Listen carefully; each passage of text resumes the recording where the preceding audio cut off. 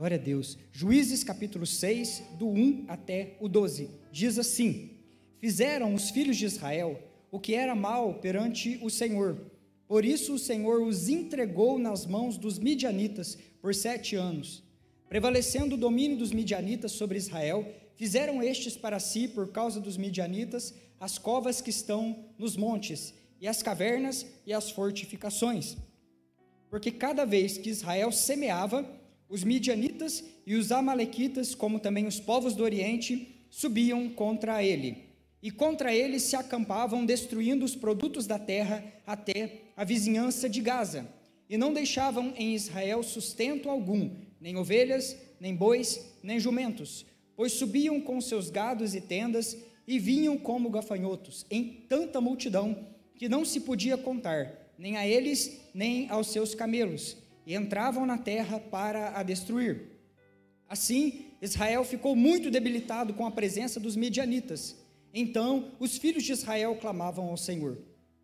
Tendo os filhos de Israel clamado ao Senhor por causa dos midianitas, o Senhor lhes enviou um profeta, que lhes disse: Assim diz o Senhor Deus de Israel: Eu é que vos fiz subir do Egito, e vos tirei da casa da servidão, e vos livrei da mão dos egípcios e da mão de todos quantos vos oprimiam, e os expulsei de diante de vós, e vos dei a sua terra.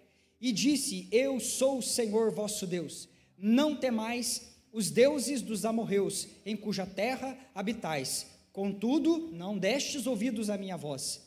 Então veio o anjo do Senhor, e assentou-se debaixo do carvalho que está em Ofra, que pertencia a Joás, o Abias-rita. E Gideão, seu filho, estava malhando trigo no lagar para pôr a salvo dos midianitas. Então o anjo do Senhor lhe apareceu e lhe disse: O Senhor é contigo, homem valente. Amém? Glória a Deus, aleluias. Repita comigo um versículo de Salmo 32, o verso 7, que diz assim na minha versão: Tu és o lugar em que me escondo. Tu me preservas da angústia. Tu me cinges de alegres cantos de livramento. Existe um mover da parte do nosso Deus em direção à sua igreja para provisão e também para graça. Deus, Ele é fiel e, queridos, Deus, Ele sabe de todas as nossas necessidades.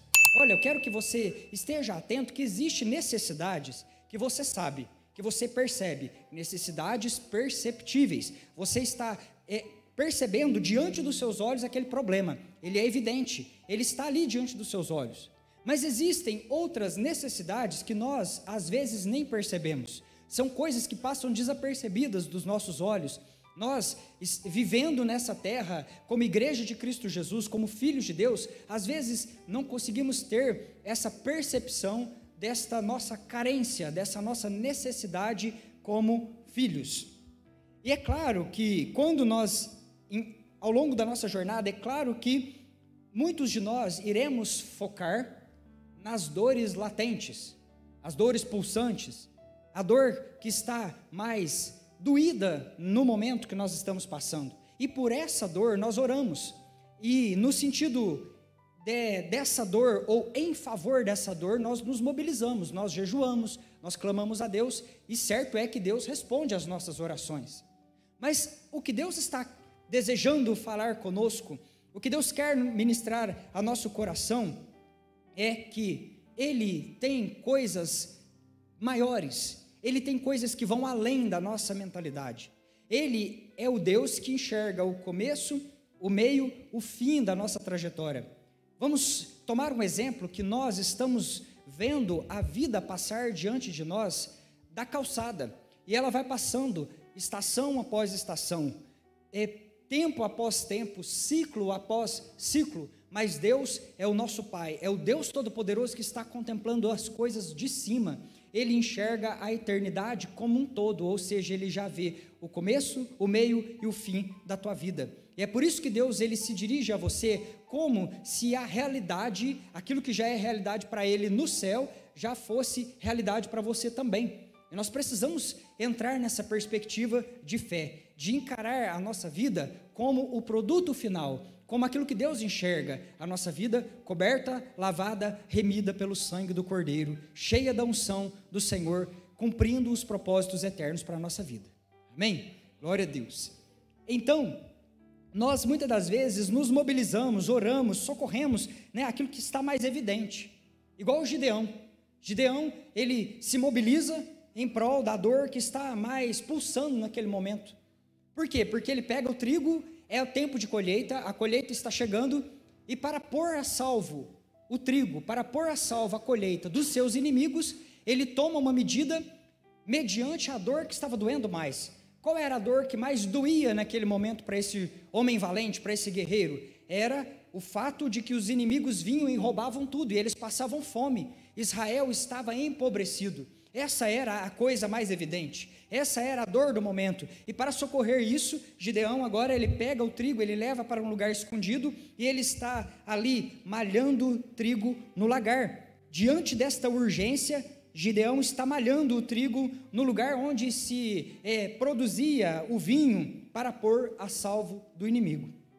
Mas Deus, o Senhor, o nosso Deus, Ele nos olha de maneira diferente. Ele olha, Ele enxerga a nossa história de maneira diferente. E eu quero dizer, queridos, que Deus fará chegar até nós, Deus fará chegar até você bênçãos que estão associadas ao seu propósito, bênçãos que estão associadas ao propósito dEle na nossa vida.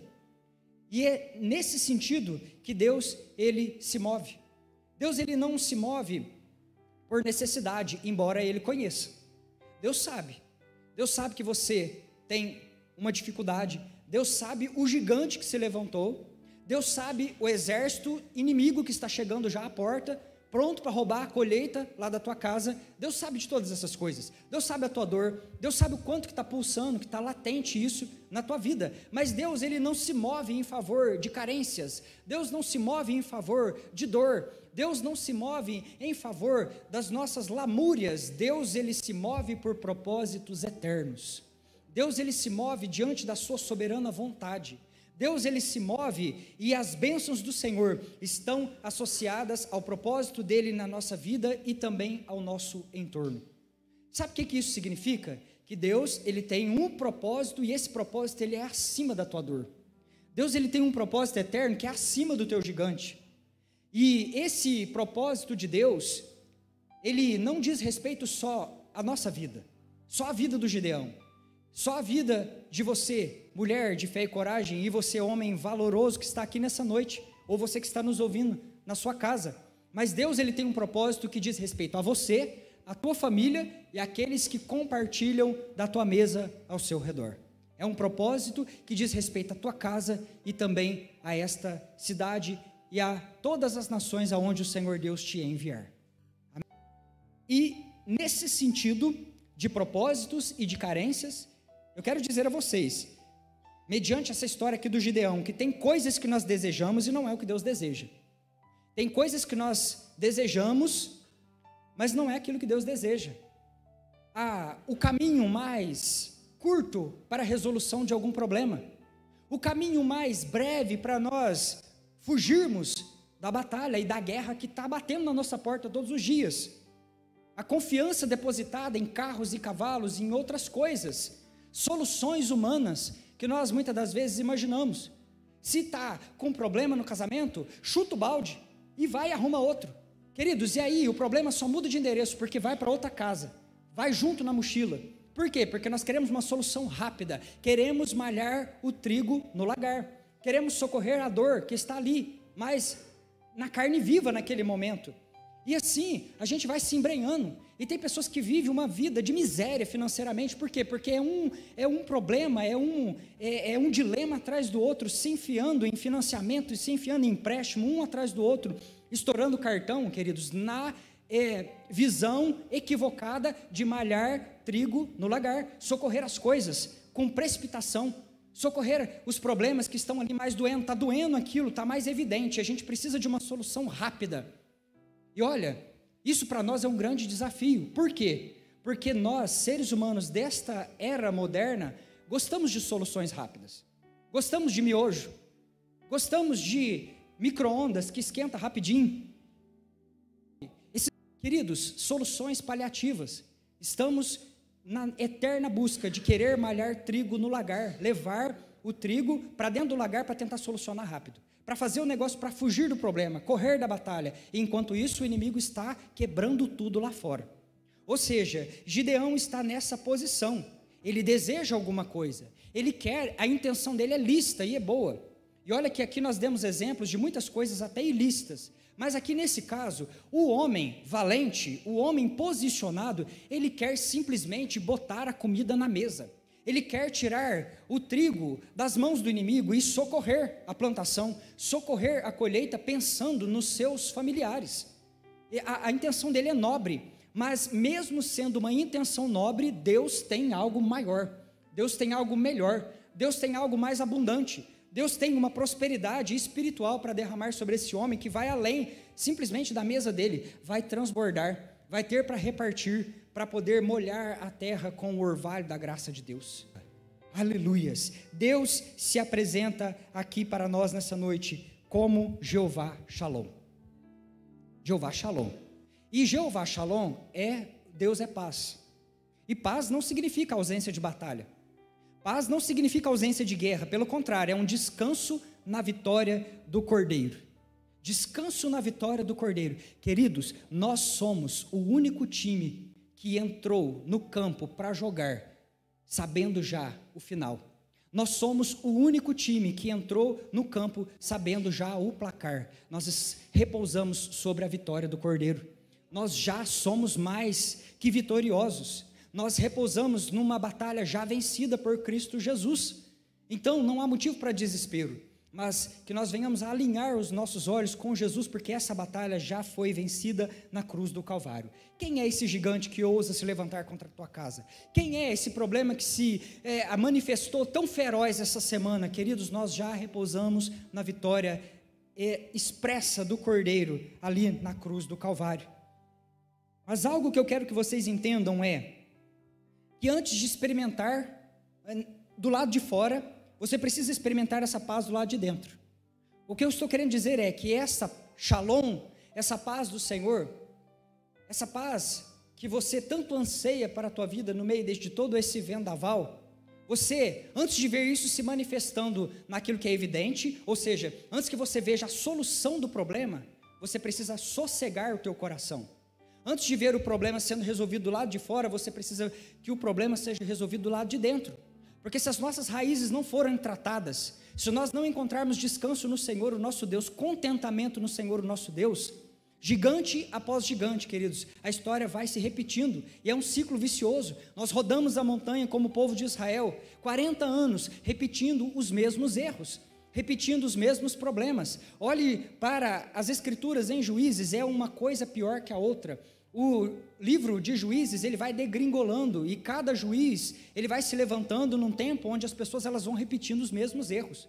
As pessoas caem e choram as suas feridas, as pessoas caem, elas choram as suas machucaduras, e Deus levanta um juiz, o povo se arrepende, o povo vence, o povo descansa na vitória, mas se esquecem da vitória, e caem novamente, por quê, queridos? Faltava aqui um tratamento do lado de dentro, nas raízes, naquilo que está mais interno, naquilo que não está tão evidente, não está tão aparente. E é aqui que Deus chega e se apresenta para esse homem valoroso. Eu quero dizer a você, queridos, que antes do Senhor molhar a terra com o orvalho da providência, Ele deseja encharcar o velo do teu coração com esse orvalho da graça. A semelhança de Gideão, que primeiro viu ali o novelo, vamos dizer assim, encharcado e a terra seca, Deus está querendo dizer para nós que Ele precisa encharcar primeiro o nosso coração, para depois molhar a terra ao nosso redor. Então não é lá primeiro, é aqui. Não é o problema, é aqui dentro primeiro. Deus deseja encharcar aqui dentro com este orvalho da sua graça, para que depois nós venhamos a orar e Ele venha se manifestar ao redor, molhando toda a terra ao redor do nosso coração. Eu quero contextualizar bem rapidamente aqui para você esse momento que esse homem está vivendo.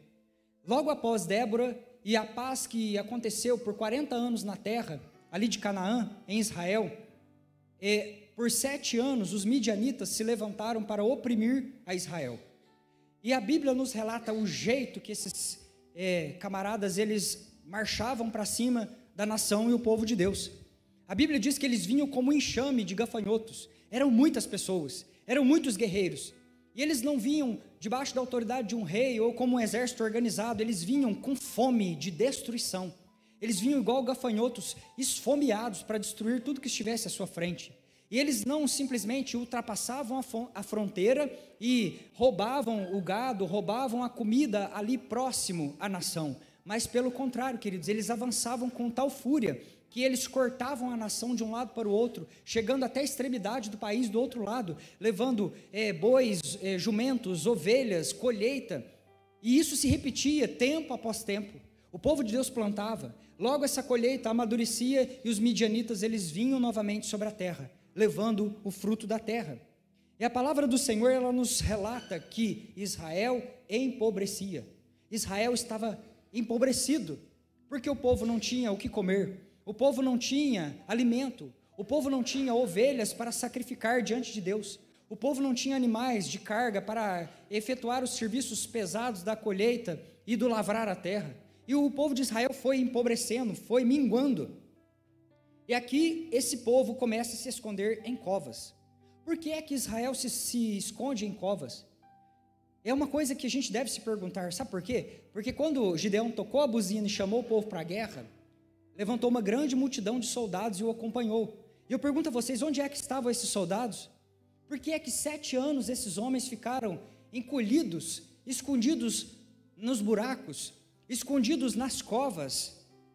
E, queridos, nós olhamos para a palavra de Deus e encontramos as respostas. O povo estava em pecado, o povo estava no erro, a consciência culpada impedia o povo de avançar, a consciência culpada impedia o povo de lutar. Sabe, nós vivemos isso da mesma maneira nos tempos atuais, nós vivemos as mesmas batalhas e as mesmas pelejas. Por que é que a igreja de Cristo Jesus é tão tímida? Por que é que a igreja de Cristo Jesus tem medo de colocar as mãos e expulsar os demônios? Por que é que a igreja de Cristo Jesus tem medo de se posicionar na sociedade? Porque é que as pessoas elas estão escondidas em buracos. Nós estamos escondidos em buracos porque o nosso pecado nos condena. Nós estamos escondidos em fortalezas, estamos escondidos em covas porque temos vergonha e medo do inimigo, medo de partir para cima e o Satanás olhar para a gente e falar: mas você, eu vi você, o que você estava fazendo essa semana, foi eu que sugeri e você prontamente me atendeu e foi lá e executou, e agora, como que é que você vai me confrontar? Querido, dê um recado com ousadia para a pessoa que está do seu lado e diz assim: aqui não tem cova para você se esconder, porque você é um filho valente do Senhor. Amém? É Deus, chacoalha essa poeira, confessa esse pecado, parte para cima, vai para cima, guerreiro, em nome de Jesus. Por quê? Porque não tem cova para a gente se esconder, não dá mais tempo de ficar em covas, não dá mais tempo. Jesus está às portas, o sangue dos mártires estão molhando a África e a igreja perseguida, queridos. O inimigo está às nossas portas, bufando nos nossos ouvidos, querendo levar a nossa colheita. Até quando a gente vai ficar tomando chá com o pecado? Até quando a gente vai flertar com essa vida dúbia? O tempo está chegando, o grande e terrível dia do Senhor está chegando, queridos. Essa é a realidade, essa é a verdade. E olha, eu prefiro que você faça beijo no culto de quinta e eu te encontre lá no céu, porque eu te repreendi e você foi curado e a graça de Cristo te alcançou, do que depois você ficar lá no inferno porque eu adulei, porque eu amancei, porque eu passei assim, um óleo, um creme na tua nuca, nos cultos de quinta-feira. Então é assim, queridos, em nome de Jesus, o remédio é amargoso, mas vai ser uma vitamina nos teus ossos, nessa noite, em nome do Senhor Jesus, amém? Glória a Deus. E de repente Deus levanta um profeta, lá no versículo 8, porque o povo estava chorando, clamando, falando: Deus, olha o que o inimigo está fazendo conosco, Senhor, olha o jeito que a nossa vida está. E aí, o que acontece? Acontece que Deus levanta um profeta, e esse profeta começa a dizer: ouçam a voz do Deus que tirou vocês da terra do Egito. Olha para trás na tua vida, você se lembra dos teus melhores dias? Você se lembra dos teus melhores dias? Traga à memória aquilo que te dá esperança. Quem foi que fez você subir da terra da servidão? Quem é que te tirou lá daqueles piores momentos da tua idolatria, da tua sujeira de pecado? Lembra os teus melhores momentos. Queridos, nós vamos ver a nossa pior versão no espelho quando nós abandonarmos a Jesus. Nós vamos ver o pior de nós quando nós olharmos no espelho e vermos que nós deixamos Cristo Jesus. Mas nós também vamos ver um homem, um novo homem, uma nova mulher, uma criatura resplandecendo a glória do Cordeiro, quando nós fielmente abraçarmos esta presença, e é disso que se trata esse culto, de darmos ouvidos à presença do Senhor, o nosso Deus, de darmos ouvidos à voz que está falando conosco. Eu sou o Senhor, a tua paz. Você não vai encontrar paz nesse mundo, em qualquer outro lugar. Você não vai encontrar paz nos projetos desse mundo, você só encontra paz diante dessa presença. Aleluias, glória a Deus. E assim, Deus ele levanta esse profeta, e eu creio que muitas pessoas ouviram esse profeta, porque Gideão é um desses. Gideão é esse homem que ouve esse chamado profético. Era tempo de colheita, ele recolheu o trigo, escondeu, porque ele sabia que o inimigo estava chegando às suas portas. Mas queridos, aquele dia, olha, glorifique o Senhor por isso, porque no dia em que o Gideão achou que o inimigo ia bater na porta dele para roubar o trigo, o dia que ele estava já assim com adrenalina, na defensiva, falando assim, é hoje que o problema vai se manifestar, é hoje que a coisa vai empipinar lá na minha casa, é hoje que realmente vai brigar, vai largar, vai acontecer, é hoje que eles vão penhorar tudo e vão tomar aquilo que eu conquistei com muito suor, é agora que a minha família vai se desintegrar e o meu ministério vai cair, tudo vai acontecer. Era o dia que ele achava que o inimigo estaria na porta dele. Chega lá o presente, Jeová Shalom, o Deus da paz. E agora o Gideão está ali, e de repente ele sai na porta, e quem é que ele encontra ali no carvalho? Assentado no carvalho, o Deus de toda a paz. Aleluia, querido, isso aqui é tremendo, isso aqui é maravilhoso, porque enquanto ele estava esperando, o inimigo se manifesta na porta dele, assim como está se manifestando hoje na porta da tua casa, queridos, na porta da tua casa, a presença de Jeová Shalom. E ele chega e diz, o Senhor é contigo, varão forte, o Senhor é contigo, varão valoroso, o Senhor é contigo, filho valoroso, filha valorosa. E ele chega assim para nós nessa noite, mesmo que a gente esteja meio assim, entristecido pelas coisas que aconteceram nesses últimos dias, mesmo que a nossa perspectiva seja, Senhor, já é 7 anos, o problema não é agora, o problema não começou agora, Senhor, o problema já vem de muito tempo, eu não aguento mais, nós estamos raquíticos, empobrecidos espiritualmente, Senhor, depois de tanta luta, tempo após tempo, o inimigo vem, ele rouba da nossa mesa, e agora Gideão ele sai, e ele chega na presença do Senhor, e ele diz, Senhor, por acaso o Senhor ainda continua tendo boa disposição para com o seu povo? Por acaso o Senhor ainda tem um pouco de boa vontade para com os seus filhos? Porque o que é feito das maravilhas que os nossos pais contaram? Por que eu vou no culto todo domingo, toda quinta, e eu escuto os pastores dizendo da providência de Deus, dos milagres do Senhor, que Deus tem um chamado na minha vida, que Deus tem um propósito na minha vida? O que é feito dessas promessas? O que é feito das coisas que nós ouvimos os antigos contarem, os feitos do Senhor? E Gideão ele faz esse questionamento aqui, ele questiona, ele chora, queridos, mas ele não deixa o secreto. Isso aqui é algo tremendo para as nossas vidas, sabe por quê? Porque nós devemos sim chorar nos pés do Senhor, e é nos pés dele que você precisa falar os seus questionamentos, porque, queridos, muitas das vezes a gente fica tímido, a gente não fala nada para Deus, eu tenho medo de desagradar o Senhor, mas aí nós vamos lá fora e blasfemamos e falamos para os nossos amigos, blasfemamos, lamuriamos, maldizemos a presença do Senhor, para as pessoas ao nosso redor, para os nossos familiares, para o nosso esposo, para a nossa esposa, para o nosso esposo, filhos, que não têm poder para fazer nada a nosso respeito. Queridos, vá para a presença de Deus e fala tudo para Ele que você tem vontade de falar, mas coloca tudo, fala, Senhor, é assim, onde é que está? Cadê a promessa? Senhor, o Senhor me chama de valente, mas e aí, eu olho para mim, olha a estrutura, Senhor, eu sou o menor dos menores, a minha casa é mais pequena. Será que o Senhor não se enganou quando me chamou de varão valoroso? Será que o Senhor não está equivocado quando o Senhor foi me ungir lá debaixo das palmeiras como mulher de fé e coragem? E assim, queridos, nós vamos para a presença do Senhor, nós falamos com Ele, porque Ele é o nosso Pai, é para Ele que nós temos que falar. Gideão falou tudo, mas ele falou no secreto, ele não saiu do secreto. Isso aqui é tão bonito, porque chega um momento que ele pega e fala assim, Senhor, fica aqui no ponto do encontro, fica aqui no lugar do secreto, eu vou correr ali, eu vou buscar a minha oferta e eu vou voltar para cá porque eu vou colocar diante do Senhor. Não se ausente de mim a tua presença, Senhor. Deus, não sai diante de mim não, fica aqui no secreto. Eu vou logo ali, Senhor, e eu vou trazer algo para ofertar nos teus pés, que não se aparte a tua presença de mim. E queridos, isso aqui é poderoso, porque antes de Deus, antes do Senhor te enviar para uma batalha com a certeza da vitória, Ele vai te visitar no teu secreto. Ele deseja te encontrar no secreto. É lá que o Senhor vai te visitar. Olha que esse anjo do Senhor aqui é a presença do príncipe da paz. Não é um anjo comum. Porque os anjos comuns na Bíblia, eles não recebem adoração. Lá em João, o João, ele vai se curvar na presença do anjo, o anjo pega e socorre, fala, não se curve, eu sou um conservo. Eu também sou servo do Altíssimo.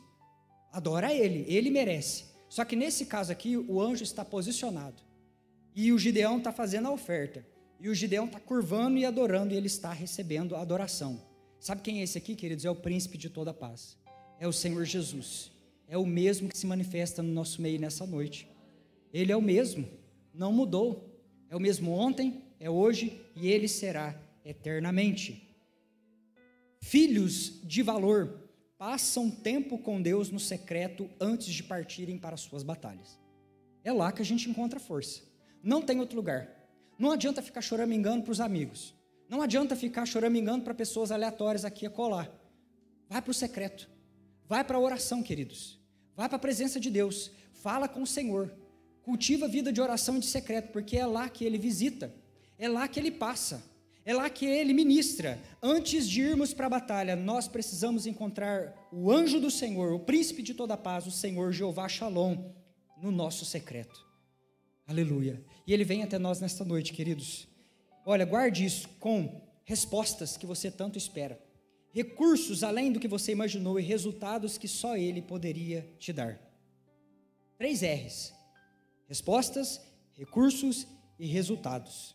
Isso está dizendo que o mesmo Deus que comissiona é o Deus que traz a qualificação necessária para viver o chamado. Amém?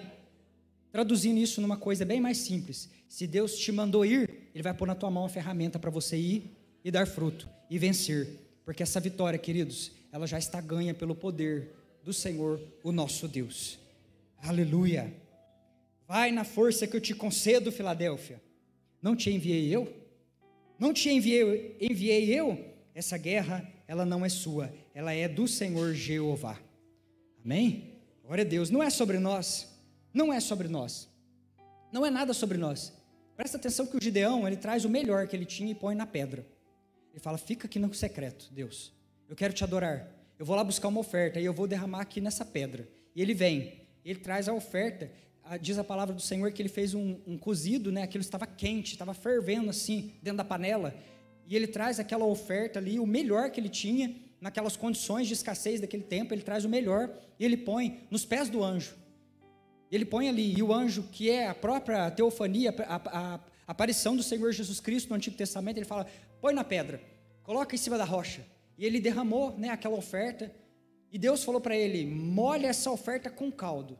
E tão logo o Gideão, ele molha aquela oferta com o caldo que havia naquela panela, o Senhor, ele toca com a ponta do cajado aquela rocha, e subiu fogo da rocha. Saiu fogo da penha, diz a palavra do Senhor, e consumiu a oferta. E o Senhor Deus entrou naquele aroma suave e subiu para os céus. Aleluias. Sabe o segredo que está escondido aqui? Lembra de Caim? O Caim e o Abel? O Abel trouxe o melhor, e o Caim também. E olha, Deus não estava rejeitando o Caim, porque ele estava fazendo oferta de legumes, de cereais. Não é isso. Porque lá em Levítico, o Senhor aceita as ofertas dos cereais e dos produtos da terra, lá no tabernáculo. Então não se trata de legume, não se trata do que está sendo colocado ali. É a maneira, é o jeito que o adorador se aproxima de Deus. É o coração que está se achegando ali. Por quê? Porque o Caim chega cheio de performance, ele está colocando uma religião ali diante de Deus. Ele acha que é por causa dele, ele acha que é tudo sobre ele, ele acha que é por causa de o seu esforço, que ele lavrou aquela terra, E isso aqui acontece também com Gideão. Imagina, queridos, nós podemos trazer a melhor oferta de adoração, de religião, na panela, queimando, borbulhando e colocar aqui diante de Deus. Se Deus não validar o nosso coração com fogo, essa oferta vai esfriar em cima da pedra. Esse caldo vai esfriar, vai talhar essa gordura em cima da pedra, e isso vai apodrecer, porque é religião, porque é performance, porque é força de braço. E Deus está falando para nós que nessa batalha, queridos, nós precisamos de posicionamento. É posicionamento nessa batalha, não é força de braço nenhum, não é atitude humana, não é método humano, porque os teus métodos, queridos, vão ficar em cima da pedra, vão esfriar, se Deus não consumir com fogo.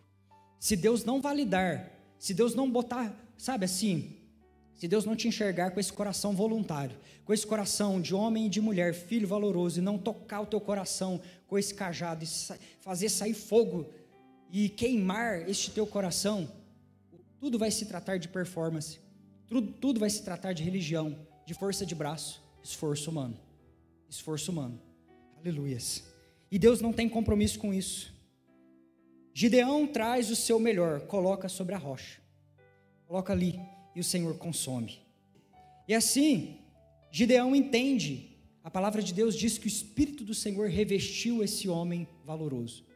O Espírito do Senhor revestiu ele como uma capa, como um manto, como uma roupa, como uma armadura. E agora ele se posiciona. E Gideão, ele começa agora na madrugada. Tão logo o Senhor Deus fala com ele, ele não espera amanhecer para tomar uma atitude, ele já vai se posicionando, porque o que Deus estava exigindo dele era posicionamento.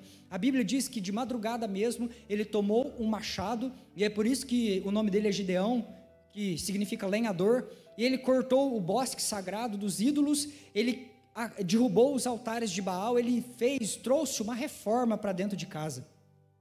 E a Bíblia diz que ele matou ali os bois do seu pai, e ele sacrificou ao Senhor, ele ergueu um altar ao Senhor, ele tocou a buzina, e ele convocou as pessoas para a guerra.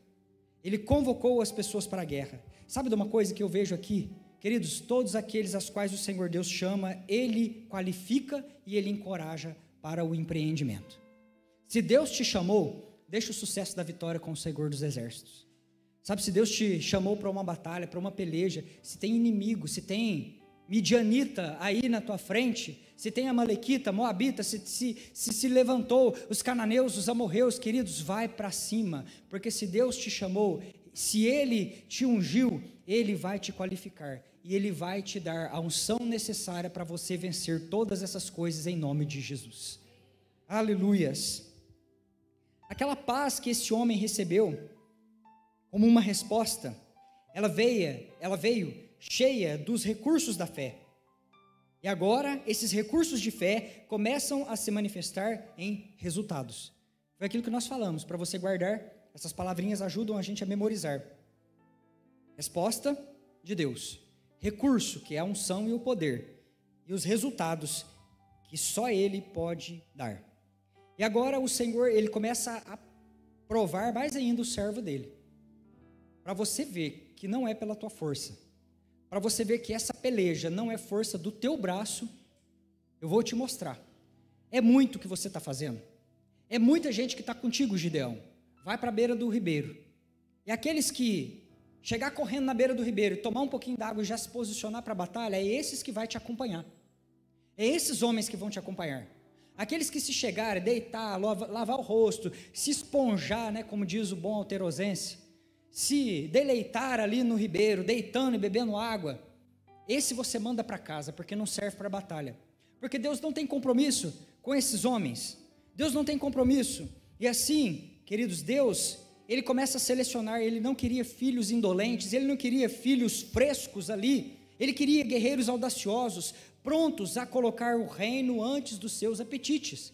Esse é o ponto, é o reino antes dos nossos apetites. Porque os soldados, os 300 que ficou com o Gideão, eles chegaram rapidinho na beira da água e eles tomaram o necessário para manter a sua vida.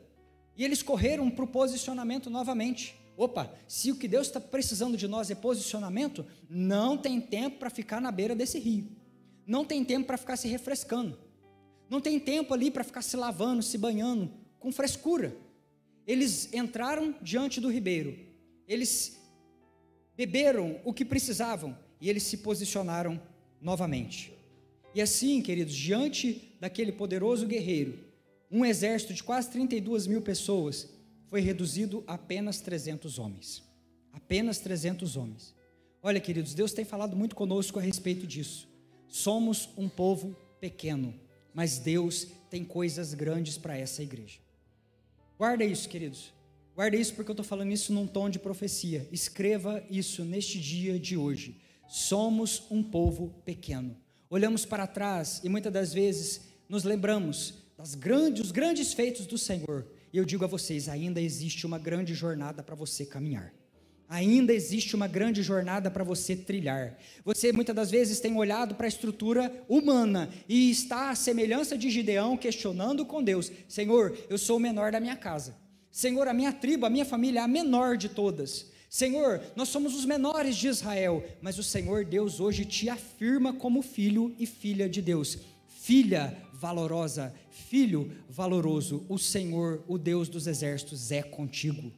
O Senhor, Ele é contigo. Jeová Shalom é contigo. Ele é o Deus de toda paz. Descansa no Senhor, queridos. Toma a tua posição. Esta palavra de hoje é posicionamento. Posicionamento, Deus está colocando às nossas portas um presente. Ela tem endereço, é a tua casa. É o teu nome. É o teu nome. Aleluia, é o Senhor, Deus de toda paz, que se apresenta para você nesta noite. Aleluias. E agora esses 300, eles vão para a guerra. Eles estão ali. E a Bíblia diz que o campo, assim, se encheu. Havia na planície como um mar de inimigos acampados. Parecia um enxame de gafanhotos assim, quando vem para devastar a colheita. E eles estão ali, 300 homens. Mas eles estão no alto do monte. Mas eles estão na beira da fonte. Eles estão no lugar elevado. Eles estão descansando à beira dos ribeiros, das águas vivas do Senhor, nosso Deus. Eles estão colocando a sua fé e a sua expectativa num Deus que é todo poderoso. E o Senhor agora, Ele começa a instruir a Gideão: haja fogo dentro das tuas botijas. Todo mundo pega uma botija, coloca fogo dentro dela, leva uma buzina, porque você vai ter que fazer barulho e você vai ter que se posicionar. E o exército se divide em 3 partes e cerca aquele arraial do inimigo. E era noite, queridos, era madrugada, o inimigo estava ali. E eu fico imaginando, porque agora os valentes que estão ao lado de Gideão, eles estão ali, botija com botija. Isso é para você entender, queridos, que ninguém vence guerra sozinho, que ninguém vence batalha sozinhos. Você, homem e mulher, precisa dessa pessoa que está do seu lado, porque foi botija com botija que eles quebraram e o fogo pegou ao redor daquele arraial. Olha, não tem jeito de nós caminharmos sozinhos nessa terra. Você precisa de um intercessor.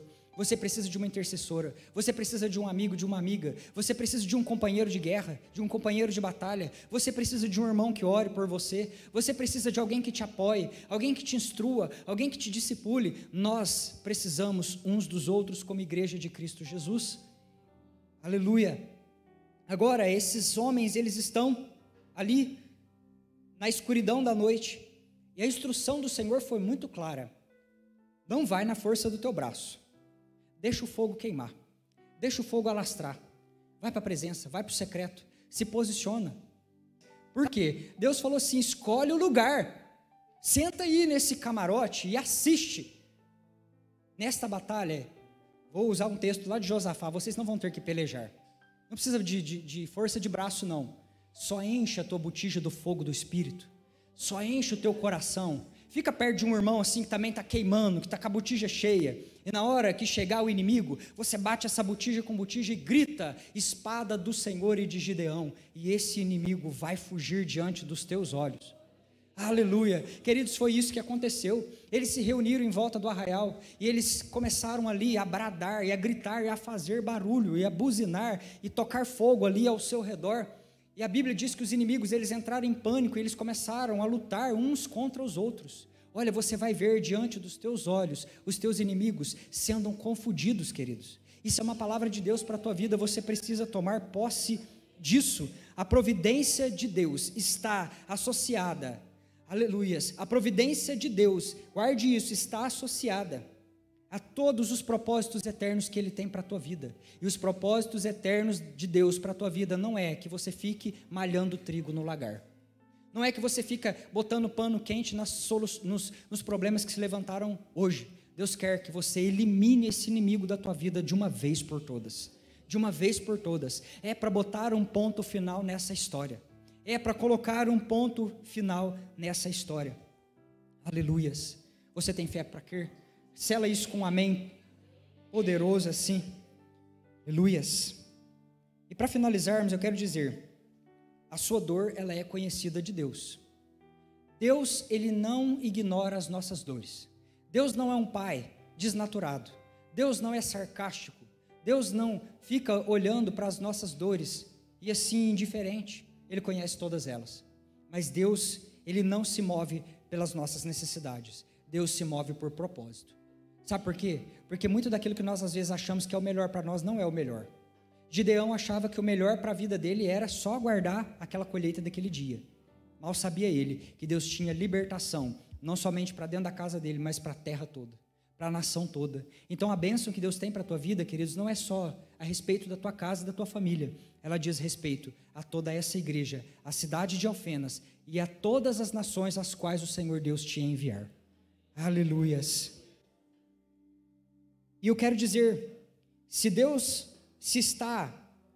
quero dizer a vocês que se está impedindo o trabalhar de Deus, Deus vai tirar. Não tem choro, queridos. Não tem choro. Nós precisamos alinhar as nossas motivações com o coração de Deus e a sua palavra. E a sua palavra. A semelhança aqui de Gideão. Ele reuniu um poderoso exército, mas Deus falou, não, isso aí é impedimento para o meu trabalhar na tua vida. E Ele tirou. E Ele cortou e Ele reduziu. E nós precisamos ter este sábio entendimento. Se é impedimento na nossa vida, Deus vai tirar. Deus vai tirar, queridos. Mas haverá também revestimento do Espírito Santo de Deus para as nossas vidas, para todos aqueles que disserem sim ao chamado. Você entende isso? Aleluia. Mas nós precisamos entender, queridos, com a palavra. Nós precisamos entender conforme a Bíblia ela nos diz para entender. Ou seja, nós precisamos pensar como Cristo pensa, sentir como Cristo sente, olhar como Jesus olha, discernir como Jesus discerne, olhar com o filtro da palavra de Deus diante dos nossos olhos. É assim, é a mesma coisa de você pegar, fazer da Bíblia os seus óculos e olhar a vida através da cosmovisão e daquilo que Deus está querendo para nós, e daquilo que Deus está falando a nosso respeito na sua palavra. Na sua palavra. Porque muitas das vezes nós entramos e saímos dos cultos por anos a fio, como uma mulher encurvada, 18 anos entrando e saindo de culto após culto e discernindo as coisas com os óculos da nossa imaginação. E aí, diante de uma frase dessa, se está impedindo, Deus vai tirar. Você diz amém. Leva mesmo, Senhor, aquela mulher. Leva mesmo aquele homem, Senhor. Mata mesmo esse filho. E aí eu digo a você, essa é a lente que você está enxergando? Você está enxergando ou você está enxergando o mundo através dos seus apetites, da podridão do seu entendimento? E é por isso que nós encontramos muitas pessoas encurvadas por 18 anos dentro das igrejas. Por quê? Porque nós discernimos o que está sendo pregado em cima do altar com isso aqui. É com isso aqui que nós discernimos a palavra do Senhor. Nós discernimos a palavra que está sendo pregada em cima do altar. Nós pegamos a Bíblia e fazemos dela os nossos óculos. E aí nós discernimos todas as coisas. E aí nós não inventamos coisa na nossa cabeça. Chegamos lá no dia a dia, no nosso cotidiano, enfiamos os pés pelas mãos e ainda falamos que foi o Senhor que falou. Ah, foi o pastor que pregou lá na Filadélfia. Foi o Senhor que falou comigo. Foi o Senhor que usou o obreiro. E aí, você discerniu através das Escrituras? As Escrituras são o teu óculos. Ela domina a tua mente. Você enxerga as coisas através das Escrituras sagradas, queridos. Porque tem mesas que o Senhor Deus vai virar. Deus vai virar algumas mesas que Ele não pode sentar. Mas as mesas que o Senhor vira, o virar de mesas de Cristo Jesus está alinhado com a sua vontade expressa nas Escrituras. Não tem nada que inventar. Não tem coisa a mais a acrescentar, queridos. A palavra de Deus, ela é viva, ela é eficaz, ela é santa, mas ela também é suficiente. Que problema nós temos visto nesses últimos dias a respeito da suficiência da cruz de Cristo? Porque nós até acreditamos que é a palavra. Nós até respeitamos a palavra. Nós até caminhamos sobre a palavra, mas na hora que chega na suficiência, a gente fala, não, a palavra de Deus não é suficiente. Vamos enfeitar a cruz de Cristo. Bota umas flores aí na cruz. Bota, sei lá, uns aperitivos. Bota uma coisa para deixar o evangelho atraente, para deixar macio o negócio. A cruz de Cristo, ela é o que ela é. Ela é áspera, queridos. Ela é áspera. Ela é áspera. E nós precisamos alinhar a nossa visão com a cruz de Cristo e aquilo que Deus está falando conosco. Deus falou que vai tirar na tua vida. Deus falou que vai colocar. Deus falou que vai encher de unção. Deus falou que vai fortalecer. Deus falou que vai te levantar. Se Deus te chama de filho valoroso, filha valorosa, queridos, é para você pular e se posicionar, porque isso é uma verdade para Deus o Senhor. Isso é uma verdade para Deus o Senhor. Isso é para nós motivo de grande alegria. Não dá mais para chorar. É aquele negócio. Deus, Ele saiu e Ele se move em favor da tua vida hoje. Ele diz para você, filha valorosa, filho valoroso. E quem de nós vai questionar uma palavra dessa, queridos? Como é que nós vamos choramingar e falar, não, eu sou o menor, minha tribo é Manassés, eu sou o último dessa igreja, o pastor nem me vê, ninguém me vê, ninguém me enxerga. É você mesmo que Deus escolheu. Se Deus falou que você é um homem de valor, você é um homem de valor, é a verdade do Senhor. Se Deus te chamou você de mulher de fé e coragem, essa é a verdade de Deus.